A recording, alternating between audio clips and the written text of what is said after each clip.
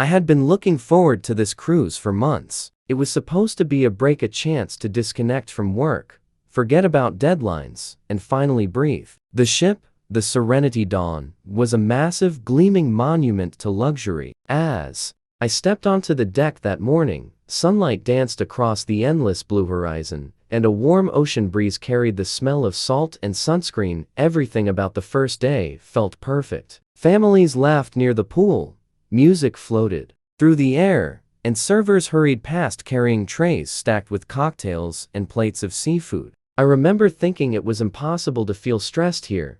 My cabin was on deck 3, near the far end of the hallway. The carpet was freshly vacuumed, the lighting soft and warm, and my door number 6C was easy to spot. But I noticed something strange almost immediately. Across from my cabin, one door stood out, 6B. Unlike the others, its number plate looked newer, shinier, as though it had been replaced recently. The door itself was slightly different, to darker wood, heavier frame, and a tiny brass peephole that seemed older. When I asked the porter helping with my luggage about it, he froze for a moment, then forced a polite smile. "Maintenance cabin," he said quickly. "No guests in there." But later that evening, when I walked past, I noticed something odd, a "Do Not Disturb" sign hanging from the handle.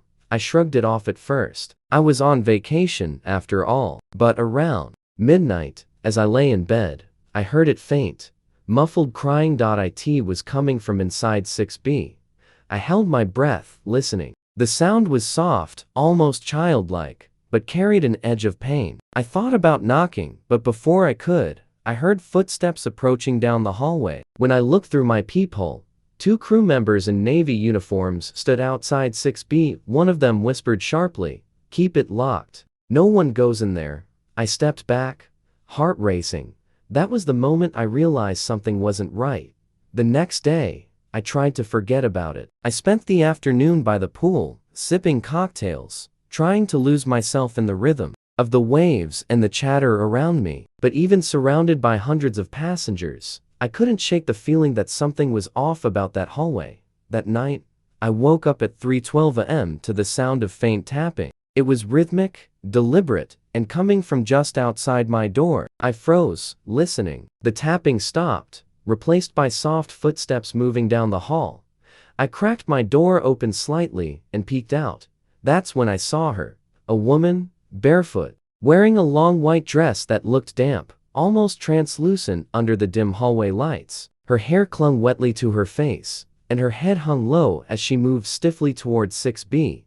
I whispered, "Excuse me." Before I could stop myself, she froze, mid-step, but didn't turn around. Then, slowly, her neck twisted unnaturally far to the left, and for just a second, I thought I saw her face, pale, hollow-eyed, and expressionless, before she slipped into 6B without making a sound. The door shut softly behind her. The next morning, I found a crew member near the stairwell and casually mentioned seeing a passenger in white. His reaction made my stomach drop. "There's no one booked in that cabin," he whispered quickly, glancing over his shoulder. "Stay away from 6B. From that night on, strange things started happening in my room. My lights flickered randomly, cold drafts crept under the door, and at exactly 3:12 a.m., I'd hear scratching sounds, not from the hallway this time, but from inside my walls. By the 4th night, I hadn't slept more than an hour. The ship was somewhere deep in open waters now, no land in sight, no escape, and every passing day made me feel more trapped. I decided I couldn't ignore it anymore. I needed to know what was inside 6B. I waited until late, when the hallway was silent, and used a spare keycard I borrowed from an unattended housekeeping cart. The moment the door opened, a wave of damp, rotting air hit me like a wall.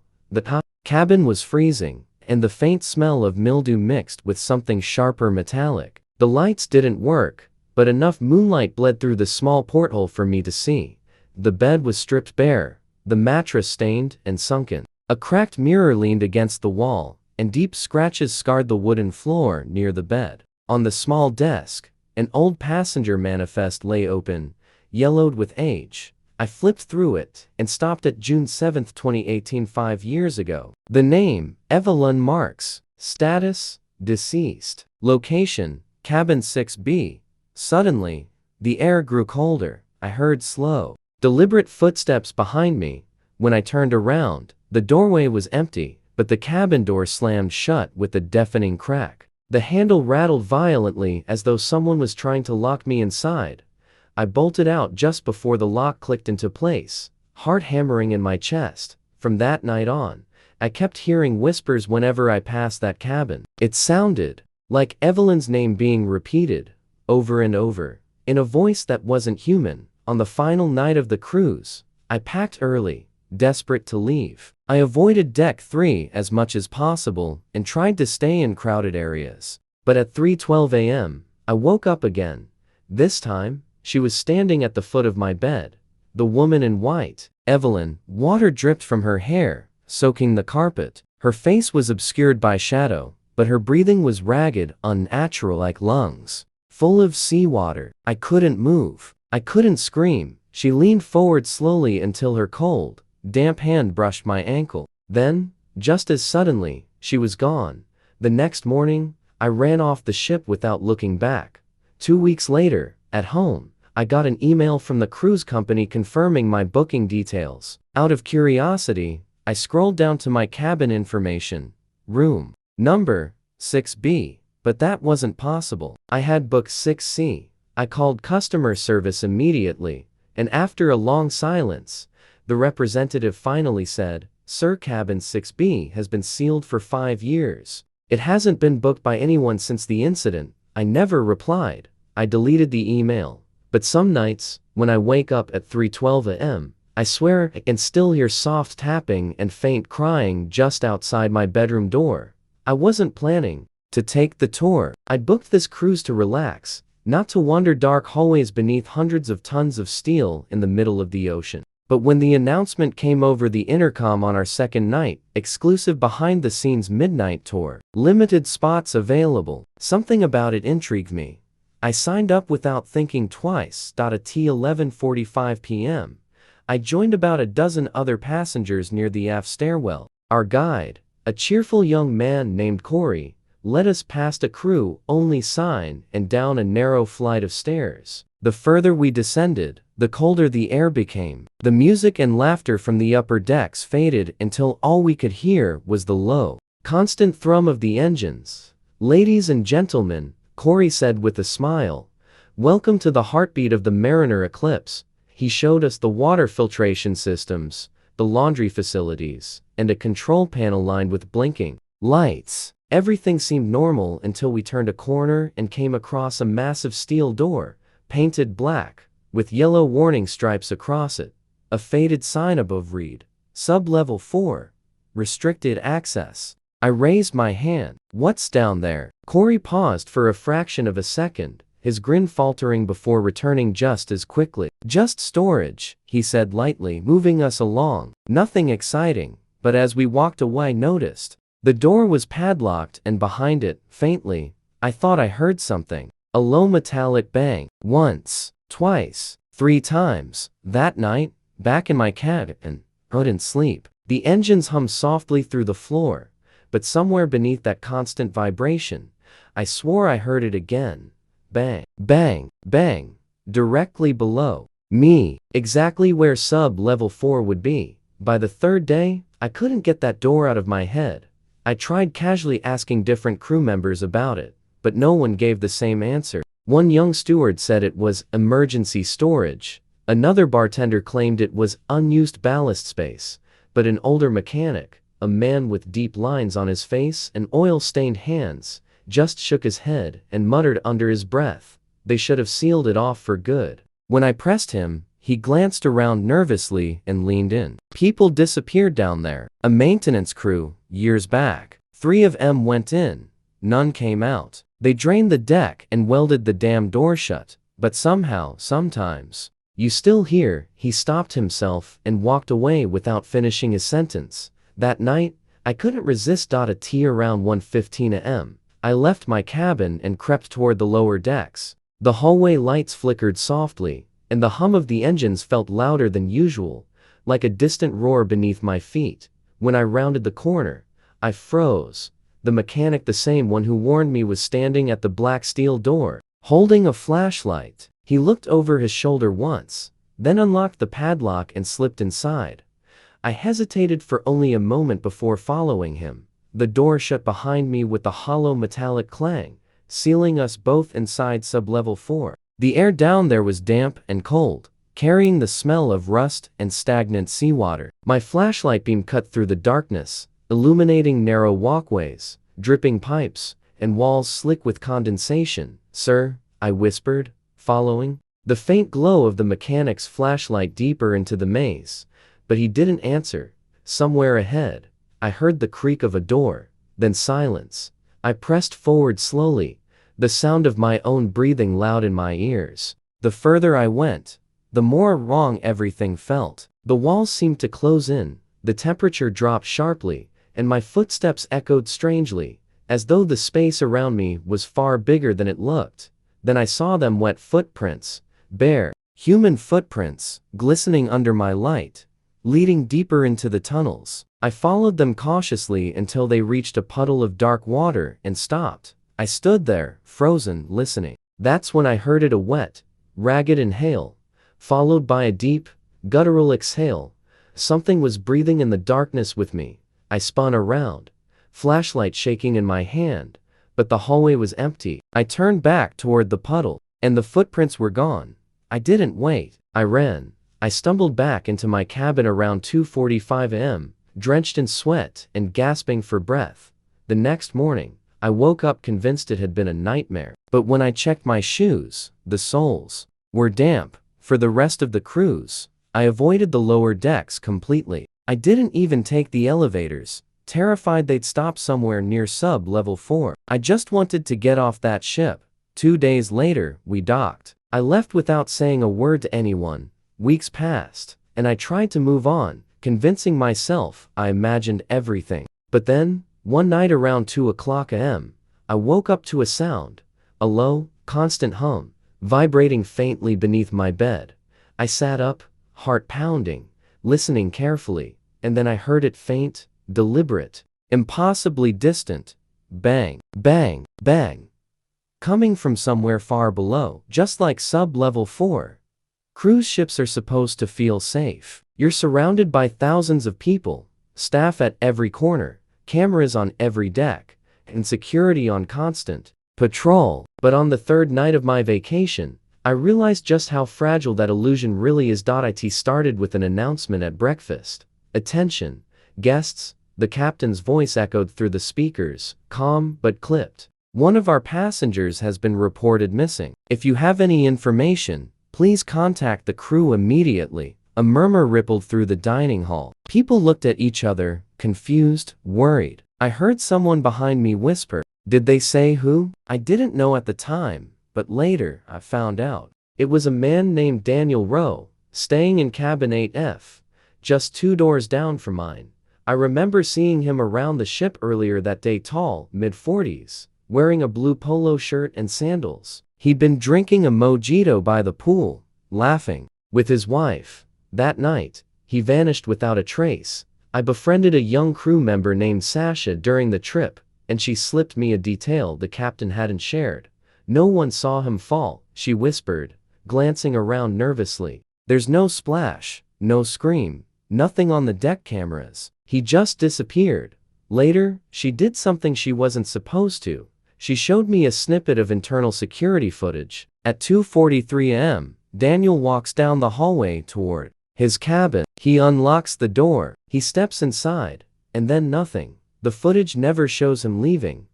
I couldn't stop thinking about it. 2 days later, Daniel's cabin was sealed off. A small metal sign reading "Maintenance" was placed over the door handle, but I knew what had happened there. That night, at around 1:15 a.m., I woke up to the sound of faint scraping like furniture dragging slowly across a hardwood floor. It was coming from Daniel's cabin. I pressed my ear to the wall and listened. There it was again, slow, heavy, deliberate. Against my better judgment, I stepped into the hallway. It was silent, dimly lit by the soft glow of overhead lights. I approached 8F and tried the handle, but it was locked tight. Then I saw it. A small circular window on the side of the door. I hesitated, then leaned in to look. The cabin was stripped bare. No bed, no curtains, no luggage. Just an empty, dust-coated room. I exhaled shakily and turned to leave, and then I heard it. A soft voice, right behind the door. It whispered my name. I didn't wait to hear it again. I bolted back to my cabin and locked the door. By the fifth night, 2 more passengers had vanished. No announcements this time. No captain's reassurances. But people whispered in the dining hall, at the pool, on the deck. There was no ignoring it anymore. Something was happening. I overheard 2 officers arguing near the stairwell late that evening. We should shut it down, one hissed. We can't, the other snapped. Not again. We'll lose the company. That one word, again, sent chills through me. Later, I cornered Sasha, desperate for answers. She bit her lip, hesitating, then finally whispered, 3 years ago, same ship. 5 passengers disappeared the exact same way. They investigated. For months. Nothing. No bodies. No evidence. Just gone. That night, I decided to investigate the deck where Daniel was last seen. The upper decks were quiet. Just the distant hum of the ocean against the hull and the soft crick of metal underfoot. As I rounded a corner, I noticed something strange. Faint, wet footprints trailing across the deck, glistening under the moonlight. They weren't leading away from the railing. They were leading toward Itand. Then they stopped. I leaned over the edge, peering into the black void below. The ocean was silent, endless, suffocating. Then, from somewhere far below, I thought I heard breathing. The rest of the cruise was a blur. I didn't sleep. I barely ate. I just waited for it to be over. When we finally docked, I practically ran off the ship without saying goodbye to anyone. Weeks later, I got an unmarked envelope in the mail. Inside was a single USB drive. No note, no return address. Against my better judgment, I plugged it into my laptop. There was only one video file. It showed the hallway outside my cabin on the night Daniel disappeared. At 3:07 am, I walk out of my cabin. My movements are stiff, unnatural. I stand there, facing Daniel's door, motionless, for 3 hours straight. I don't remember any of it. And at the very end of the footage, just as I turned to go back into my room, Daniel's cabin door opens slowly. Something steps out. Something pale, hunched, and dripping wet, and it crawls into my cabin. The video cuts to black. The Emerald Star was massive, 11 decks, over 2,000 passengers, and the kind of polished, modern luxury that made you forget you were essentially floating on a metal coffin in the middle of the ocean. I checked in, dragged my suitcase to my cabin, and immediately headed to the open deck. For the sail away party, everyone was laughing, drinking, and taking photos. I tried to let myself relax and blend in, but the longer I stood there, the more I felt a faint weight on the back of my neck, like I was being watched. That's when I saw him, a man in a gray hoodie, standing completely still near the edge of the deck, hands buried in his pockets, hood pulled low. He wasn't taking photos, wasn't talking to anyone, wasn't even drinking, just staring at me. Every time I glanced his way, his head tilted slightly, but he never looked away. Later, during the mandatory safety drill, I noticed him again in the back corner, alone, motionless. The lights flickered once while the crew gave instructions. And for a split second, I swear he was standing closer to me than before.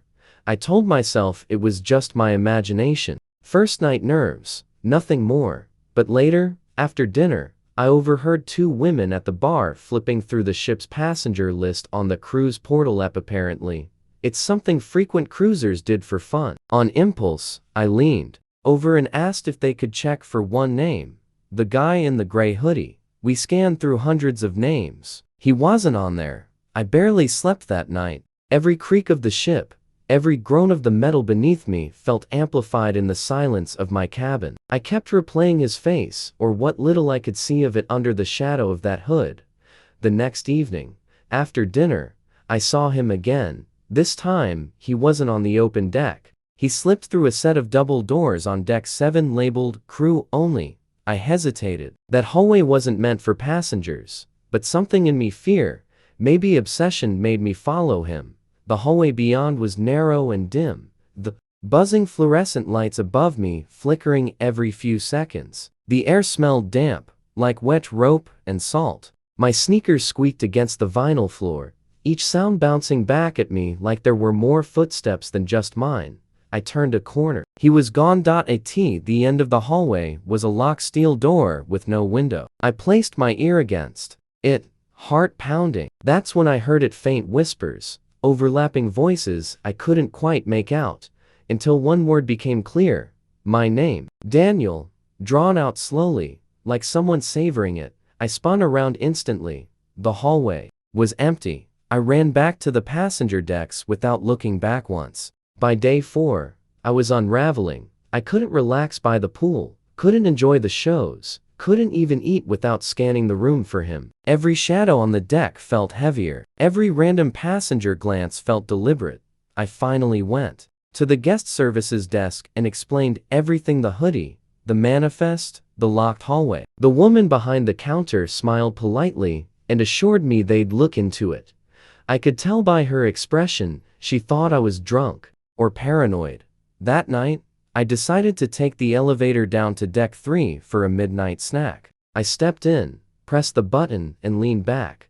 Halfway down, the elevator jolted violently and stopped dead. The lights went out. The sudden silence was overwhelming. I could hear my heartbeat hammering in my ears, the hum of the machinery fading into nothing. The air was warm and stale, heavy with the faint smell of oil, and then I heard it. Soft breathing, coming from the corner. I froze. My back pressed hard against the mirror, chest rising and falling too fast. I knew I had stepped into this elevator alone. There had been no one behind me. The lights flickered once. In the mirror, for half a second, I saw him, standing inches behind me, and then the lights came back fully, and I was alone again, or at least I thought I was. I didn't even remember deciding to follow him. One moment I was leaning on the railing, trying to breathe in the cool ocean air and calm my racing thoughts. The next, I spotted him standing at the very edge, hood pulled up, staring into the void. This time, I didn't hesitate. I followed him as he slipped through a maintenance door and descended the narrow staircase below the waterline. The deeper I went, the colder it got, the air damp and metallic, like wet steel and old blood. The walls dripped condensation, my footsteps muted by the roar of unseen engines.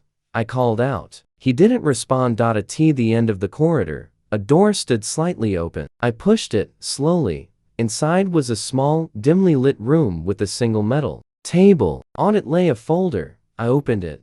Inside were photos, dozens of them, faces of people who looked terrified, all stamped with the same word: missing. Some of the dates went back years. Others were from this week. I flipped to the last page. It was me.